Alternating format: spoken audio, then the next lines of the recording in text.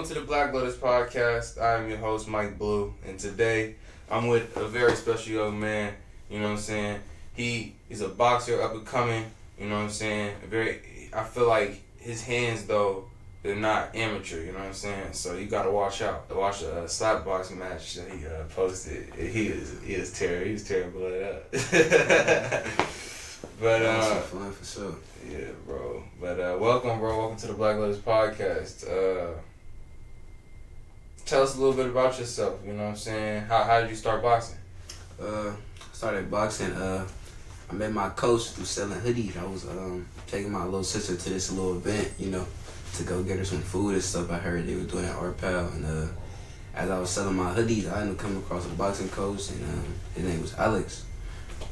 And as we was talking and stuff like that, you feel me, getting to know each other, our names and all that, he ended up telling me he was a coach and he was giving lessons over here. So I'm like, oh yeah, I want to check that out, And then, boom, that's where it went from there. Man, so from there, how'd you change your life to fit boxing into it? Ooh, so what I had to do was, how do I say it? Let me think about that. To fit boxing in my life, I had to first reschedule my days. I had to adjust to my work schedule. I also had to make sure I still had time to take care of my needs at home as well as over here. Yes. With taking care of your needs at home, do you feel family-wise? Yeah. So was that like a challenge? Like balancing all three of those? Work, boxing, family? It wasn't a challenge except for the family part, I say, because you know how family is, like, everybody had their issues. So it's like trying to help everybody cope with what they got going on. I feel like that's the responsibility as young men, because our families were built by our fathers, raised by our mothers, and it is up to us to kind of replicate that same process. So as a young man, getting that skill, getting that having that disciplined area in your life creates a focus, a passion, a purpose that you can inevitably one day form a family around. You feel me? But nowadays we don't see that much. Whether that be because people didn't have passions, purposes, or they didn't have the discipline in order to sustain a healthy relationship with the mother and with the children as well. But it also ties back to how our passions, for boxing, how strong we are to the passions that we are. Let me re-say that. When we begin our passions, it shows how disciplined we are at the beginning. We show how disciplined we are at the beginning of our passions and purposes. And as we continue to go down that path, we stay that same discipline. So you're able to see, if a person is able to, that's not always true. What I say is this: certain men have the discipline in order to stay rooted in what they start, and some men not lack the resolve, but lose the will along the way to continue.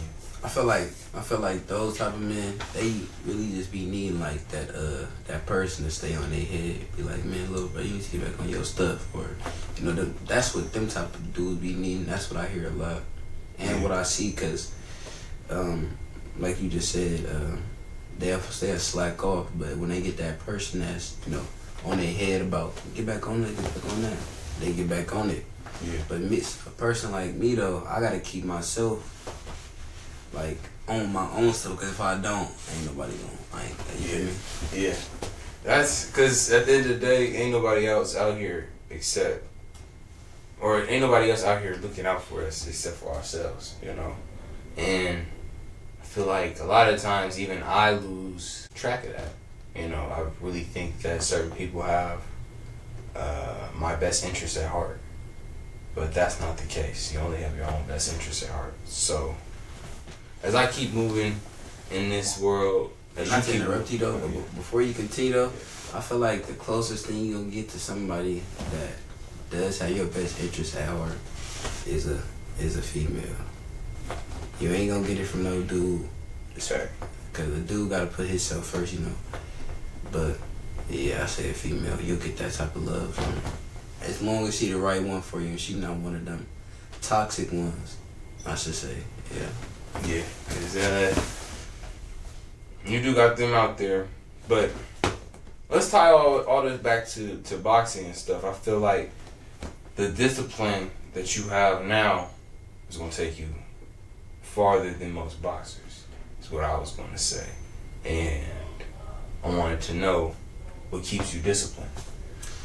Ooh, what keeps me disciplined? What keeps me disciplined? I ain't gonna lie to you. I be wanting to quit for real. I do. Like every day I be thinking about it. But what keeps me disciplined is seeing like where I'm at now and seeing where I could be if I keep going. So that's what keeps me disciplined. Man. Cause like, where do you see yourself going? Like to the pros. To the pros. So you wanna be up there. What weight class is your ideal? Ooh, I wanna be between 145 and 156. I don't know like necessarily what the weight class is called because I ain't looked into that yet. Yeah. But yeah, that's around the weight I wanna be right now. That's lean. That's quick though. You feel like have you looked into like the? I'm not gonna ask that. What I'll ask is, what is the thing that excites you the most about boxing? The thing that excites me the most is getting in the ring, for real. I love being in the ring, getting competition, getting better, and also the money as well. Yeah. It also showed me how to deal with my emotions better, even though I'm still getting better at that. But it showed me a way to deal with pressure better, things like that. Yeah, we can't allow the pipe to burst. We gotta turn it into a diamond, with the pressure. And a lot of times we just need something to channel, either frustration, anger, ill-intended emotions into something that can, in a sense, recycle it or refurbish it, turn it into something that's efficient and constructive, And I feel like boxing is really one of those things. Like I've seen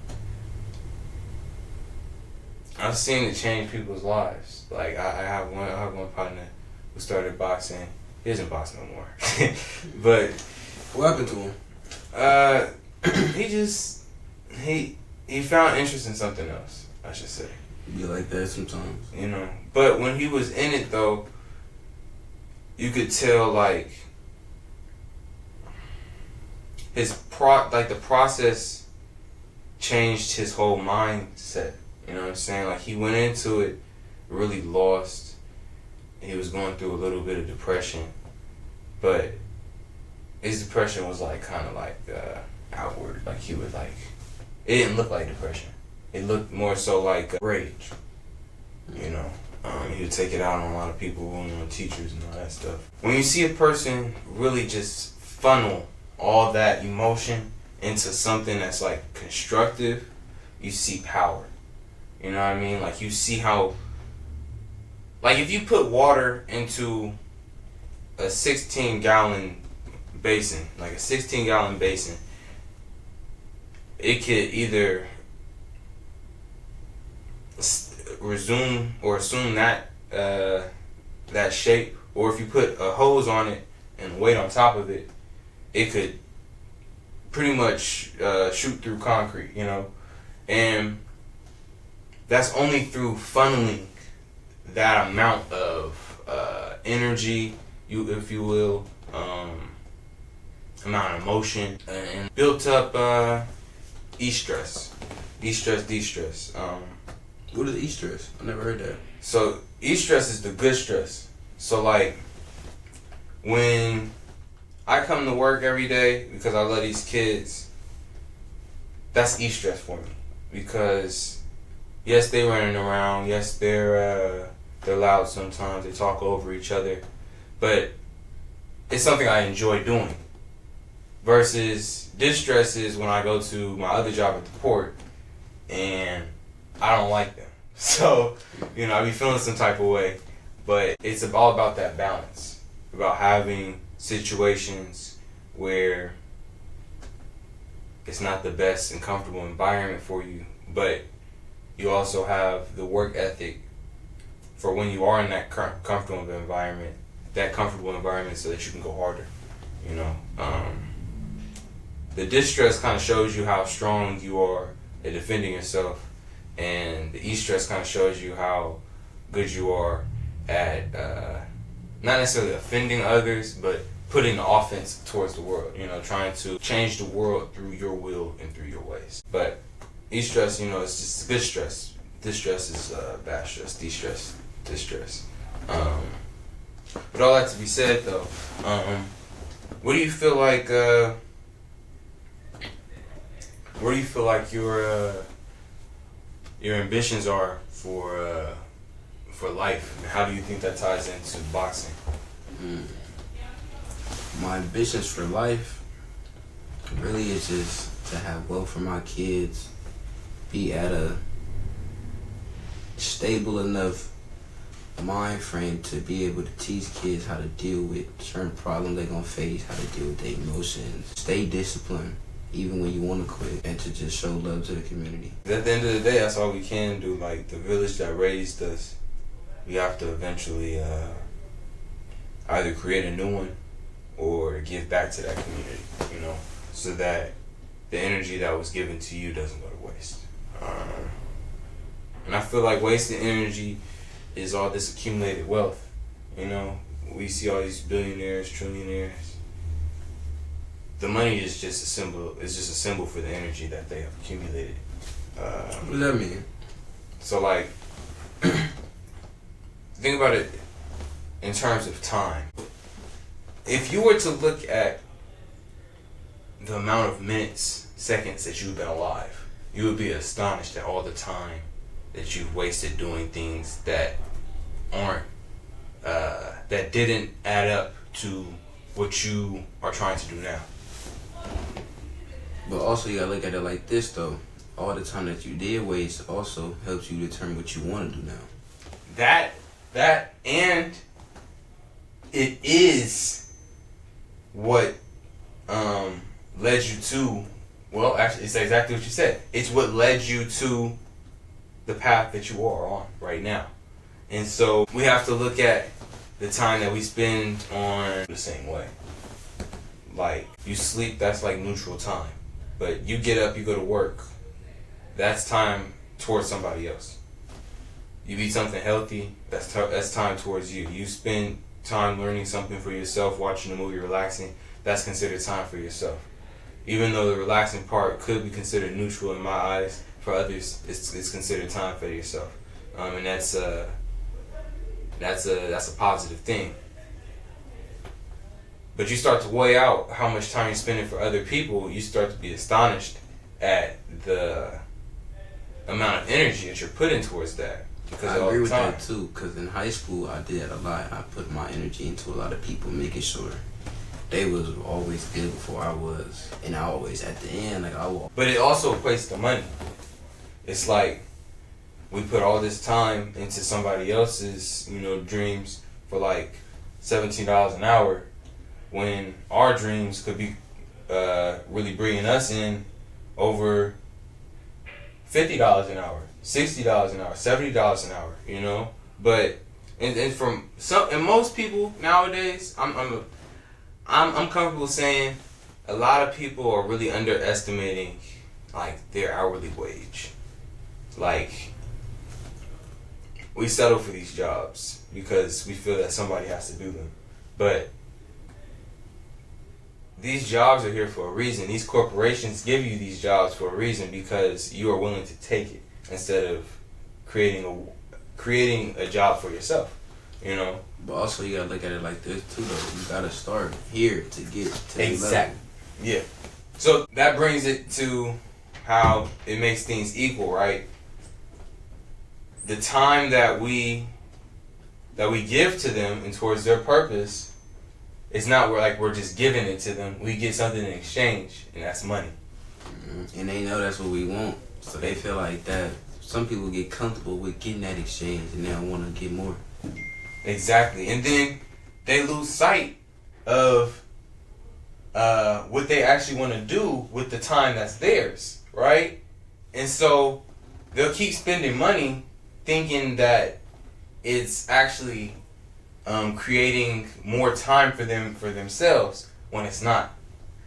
All it is just them buying resources that either are liabilities, neutrals, or they're spending time kind of shadowing the life that they want to live instead of actually fully chasing and embracing the life that they can create for themselves. They rather look at it through somebody else, through sports, through YouTube, through TV shows, or they would rather, and when I say sports, I mean like actually watching sports through entertainment purposes.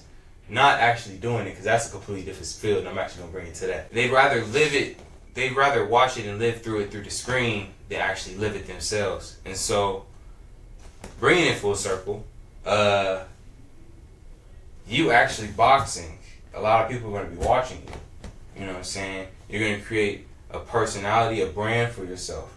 How do you feel like you hold yourself to a certain standard to upkeep that brand and that image for yourself? I won't necessarily call it an image, because everything I do is just me. Yeah. So that's what makes it easier, just being myself. Man. But also having like a good respect for the community. Like, feel me? Even though like I know I could do this and do that, I still gotta show love to everybody. You feel me? Because I want people to mess with my, how do I say it, my career. Like, the more love I show to people, the more I look out for people, that I start drawing them towards me. It'll help me build my brand up, my follower count, all that, to help me get noticed more. Yeah. Even though I'm genuinely doing it just because I want to, but that's also what comes with it. Genuine love receives genuine love, and genuine love gives genuine love. And so, what I know that to mean is that when you go out into the street and you see a brother, you give him a nod. He gives a nod back because he sees he sees that you're being genuine about the greeting that he's giving you, or that you're giving him. And so he's returning that same thing out of what people call common courtesy. And I feel like amongst the community, we don't give each other enough common courtesy. And that leads to a lot of like the problems that we have. Exactly. But also, people being in competition with each other, wanting what the next person got, not wanting to put in the work to get what you want, so you decide to talk the other person out of what they want to do instead of encouraging them, uplifting them, as well as working towards what you want to do. So that way, it's like, now when y'all both working towards something, there's no envy, no jealousy, because we all working towards the path that we want to go to. Yeah. Because like at the end of the day, I feel like I've said this on this podcast before. We should not have any flags. Like the world should have no flags. Nations shouldn't have flags. States shouldn't have flags. Communities shouldn't have flags. Gangs shouldn't have flags, because everything should be egoless. In a sense, if everybody shows each other love, right? Love should have no pride, according to multiple versions of the Bible, multiple versions of the Torah, multiple versions of the Quran. Buddhists believe the same thing. I believe the Hindu believe the same thing. Pride only comes with a certain amount of trauma and baggage, right? And when you let go of that, you lose pride and you lose ego, and everything you do becomes pure energy. Like energy in the sense of like everything that you're doing, it is to come. Because there's nothing stopping you, there's no fear stopping you. And you're living completely in faith, so everything that you think about is going to happen, right? And what's interesting is that the world that we live in, they don't want things like that to happen, because if there's no fear, there's nothing stopping people from actually living the life that they want. And with that is bad. That's bad for certain people, because certain people are lazy. You know what I'm saying? And people don't want to do the work that they need to do in order to survive and actually have to be self-sufficient or do the role that they need to do in the community. And that's why a lot of people don't get far in life and they become the way they become, because they ain't want to put in the work when they had the chance to. So then, like I just mentioned earlier, they try to bring the other person down, Facts. Get them to their level. Or even that's the crab in the barrel mentality. But there's also the mentality of those who are above us have to keep a ceiling on our heads so that we can't see how far we can go up. What does that mean? So it all ties back to the dollar, right? If we truly realize that the dollar is only a middleman in us receiving a resource, so like we pay for fruits and vegetables that we can get off trees, right? The middleman is the business that brings the fruits and vegetables to the store for our convenience, right? But if we actually decided to say, hey, let's actually go out and get those fruits and vegetables, or even taking into consideration like more modern, right? Like a more modern example, there's pieces of metal in here that comprise this microphone, but it's the fact that people don't know how to engineer something like this. They don't want to take the time to actually learn what's in here to make it record. You know, the copper wiring and all that stuff that's inside of this, that's actually making the vibrations that are being recorded through a carbon plate that is being programmed by the SD card, right? Or it's being saved by the SD card. People don't want to know all that information in order to do it. They'd rather just be able to buy this, press a button, and record it, right? And so that's the easy route. Exactly.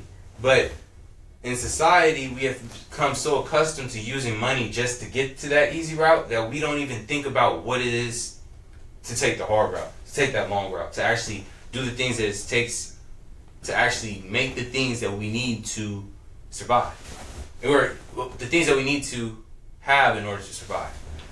That's what comes with time too, though. Yes. Knowing that it could take years to learn how to do it, months, Yes. and a lot of people ain't willing to do that. Yes, and that in itself, it brings it back to the dollar.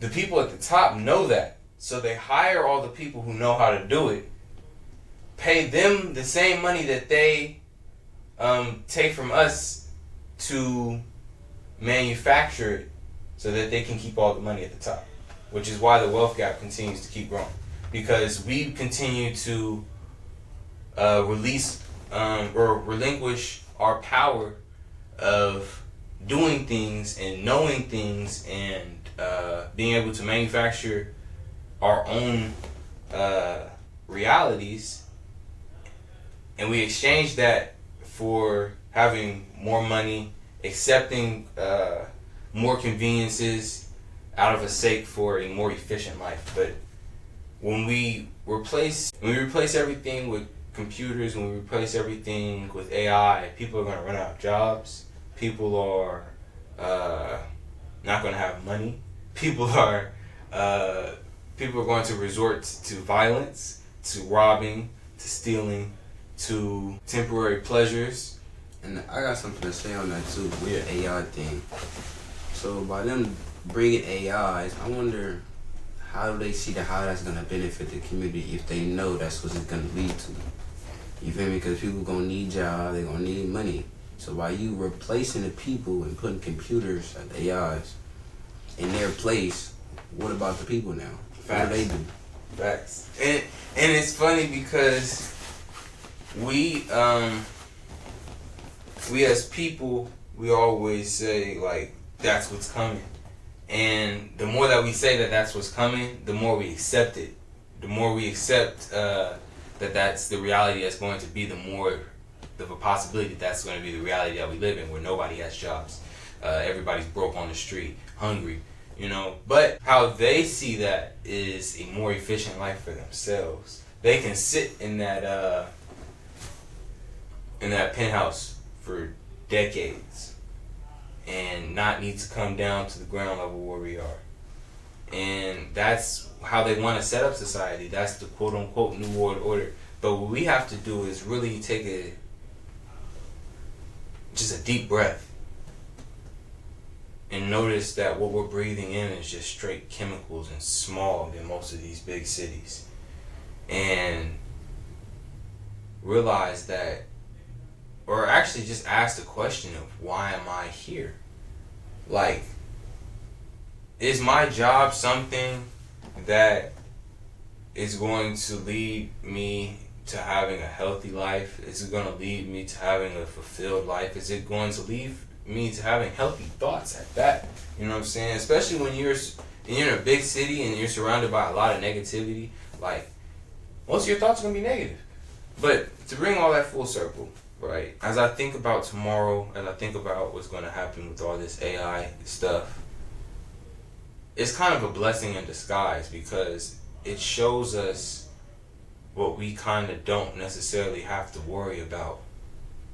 But it shows us also what we should worry about, which is the fact that AI is doing things that we know how to do. We're the one programming it. Exactly. But we are just choosing not to learn how to do it ourselves. We're allowing something else, somebody else, some program to learn how to do it for us. And yes, in a sense, we could use it to our advantage. But on an individual basis, we're not.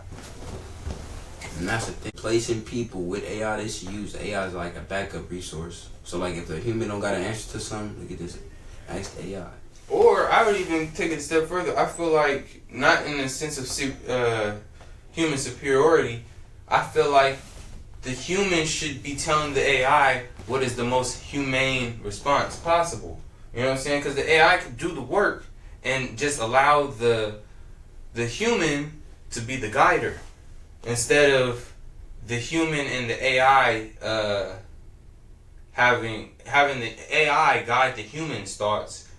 The human should be guiding the AI's thoughts. And that should be on an individual basis, not just the engineer who's doing it.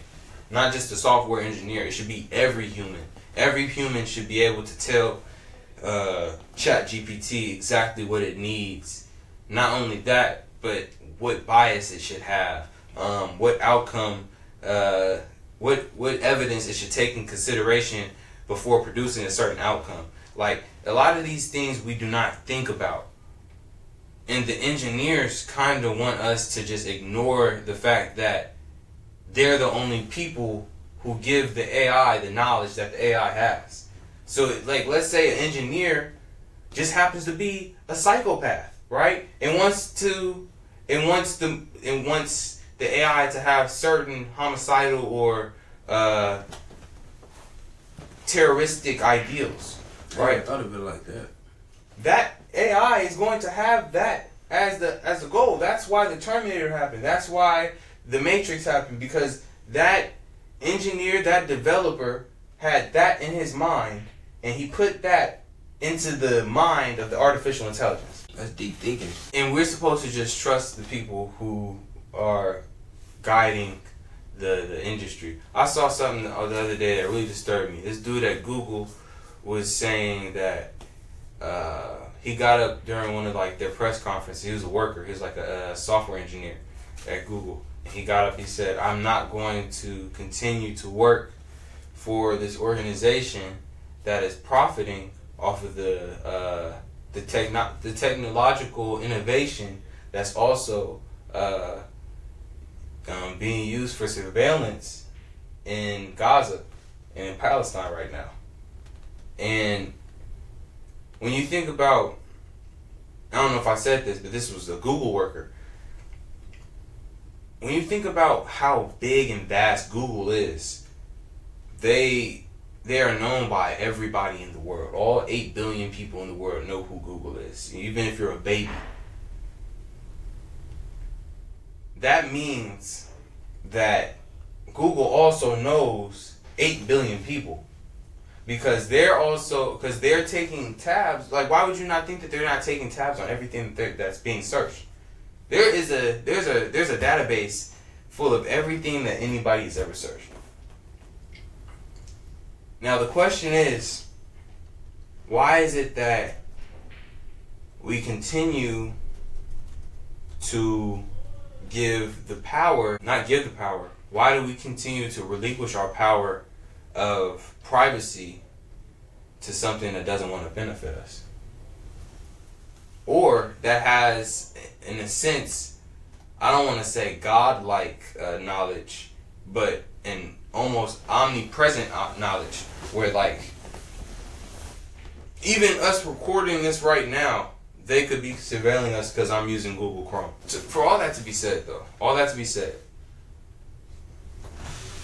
we continue to use the same products that are almost systemically, well, I guess they are systemically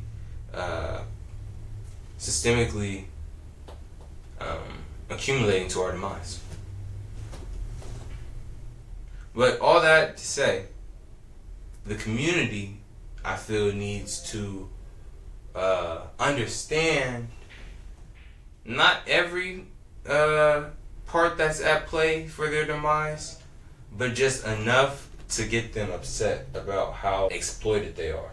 So what would be a good way to do that? Well, the Black Lotus, we're actually starting an organization that is going to be trying to teach black people this very thing.